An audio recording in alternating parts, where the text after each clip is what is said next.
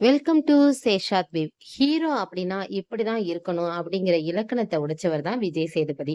இப்போது வர தனக்கென எந்த இமேஜும் இல்லாம தான் நடிச்சிட்டு வராரு. ஜவான் படத்துல ஷாருக் கானுக்கு டெரர் வில்லனாக வந்த அதே விஜய் சேதுபதி தான் சமீபத்துல வெளியான மகாராஜா படத்தில் சலூன் கடைக்காரரா வித்தியாசம் காட்டியிருக்காருங்க. இதுதான் விஜய் சேதுபதியின் வெற்றியும் கூட.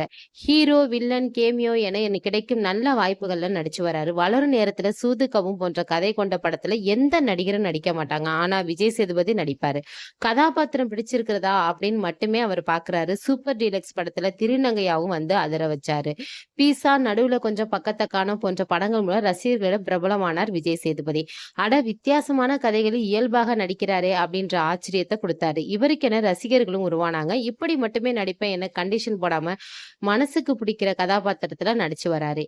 இடையில் சில மசாலா படங்கள்ல ஹீரோயிசம் காட்டியதும் நடிச்சாரு. அது ஒர்க் அவுட் ஆகல. மாஸ்டர் படத்துல விஜய்க்கு வில்லனா அசத்தலா நடிச்சிருந்தாரு. அந்த படத்தோட வெற்றிக்கு பிறகு விஜய் சேதுபதி ஒரு முக்கிய காரணம், விஜய் சேதுபதி சுலபமா சினிமாவுக்கு வந்துடல.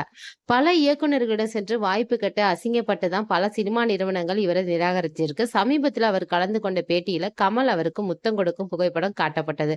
அதை பார்த்து பேசிய விஜய் சேதுபதி, வாழ்க்கை ஒரு கம்னாட்டி சார், அது யாரை எங்க கொண்டு போய் நிறுத்தும்னே சொல்ல முடியாது. நம்மவர் படத்துல காலேஜ் பசங்கள்ல ஒருவரா நடிக்க வாய்ப்பு கேட்டு போனேன். அப்ப சின்ன பையன் போல இருப்பேன். முகத்துல எந்த பக்குவமும் இருக்காது. உயரம் கம்மி என சில காரணங்களை சொல்லி இதை என்ன ரிஜெக்ட் செஞ்சுட்டாங்க.